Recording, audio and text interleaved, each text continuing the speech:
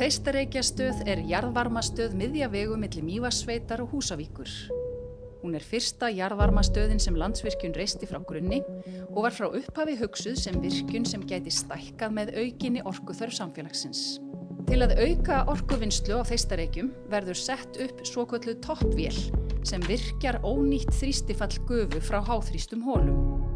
Með henni er mögulegt að bæta nýtni á jarðhitavökvanum og minnka kolefnisspor án þess að sækja meira hráefni. Jarðhitasvæðið á Þeistareykjum er mjög heitt og jarðhitavökvinn þar er því efnaríkur. Þessi jarðhitavökvi sem er blanda af vatni og gufu kemur upp úr borholum sem eru háþrýstar.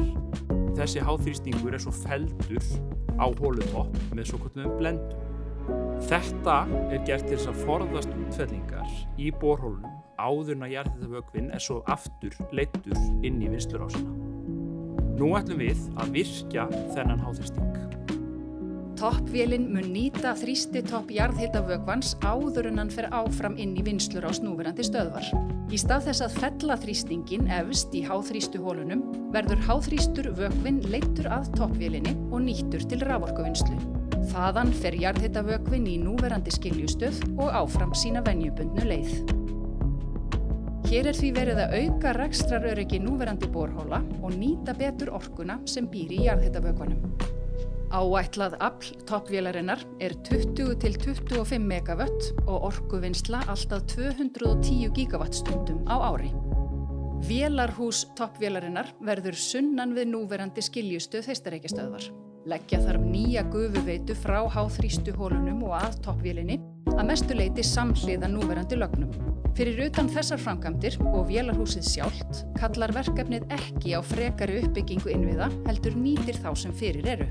Við höfum lýst toppvélinni á Þeistareykjum sem einum hagkvæmasta virkjanakost landsins og það er hann svo sannarlega.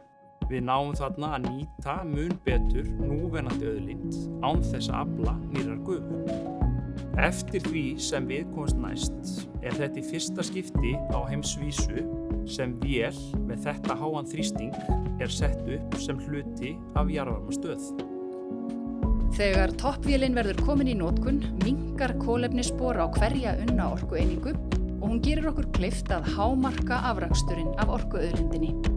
Við ætlum að ræsa toppvélina í lok árs 2028.